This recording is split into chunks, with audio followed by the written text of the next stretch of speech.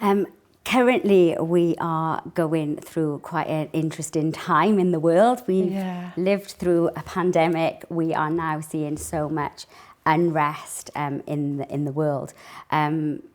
Parents will be worried. Children will be asking questions. They'll be asking questions about everything that's happening with Ukraine and Russia. Yeah. What advice would you give to parents right now when their children are asking these questions? Yeah. Wow, well, first of all, to say that I agree, I think there are extremely heightened levels of anxiety amongst young people, off the back of the pandemic, all the change and uncertainty that they've experienced, and now war as well in Europe. So really to be aware of that, I guess, to empathise with it.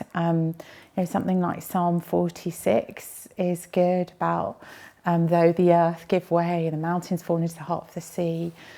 So the idea that God is our rock, that he's there, and that a world where disaster befalls people, a world where there are uncertainties and terrible things happen, is a world described by the Bible, and it's into that world that a loving God actually speaks and moves. I think if you've got children who are sort of very fundamentally questioning how could God be good and loving and this be the world there is, then you need to really think through, how you talk about a sort of age appropriate, what's called a free will defence. So that looks at the idea that as human beings, we've been created in the image of God. We're not just machines who are ordered, we're not robots ordered around by God, and we're also not a ball of slime here by chance with no purpose. We're human beings, which means we've been made in the image of God, and we have the capacity, the possibility of love, of thought, and of decision making. So we're not a robot and we're not slime. Those are the other two options, basically.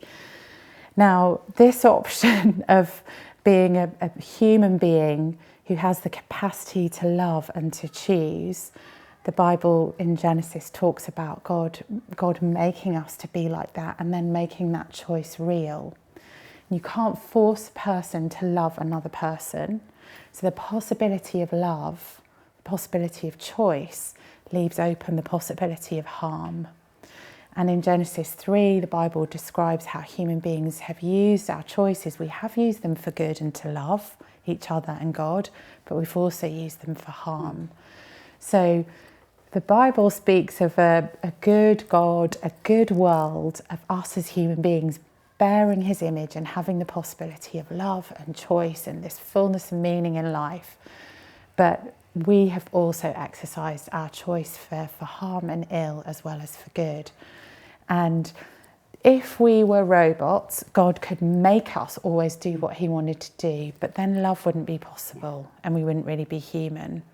Now, of course, God does intervene at different times and answer prayer and all of that. And, that's a whole nother level of the discussion, but really important for our children to grasp that the Christian faith makes sense both of our preciousness of life and of love being possible, and defends them in a way against the meaninglessness of consumerism and materialism, the slime option.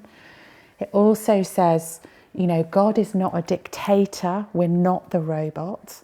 And so for them to have confidence that life is good, that love is possible, that God is good, and that the suffering world we're in is actually described by the Bible. I think that's really important. Yeah.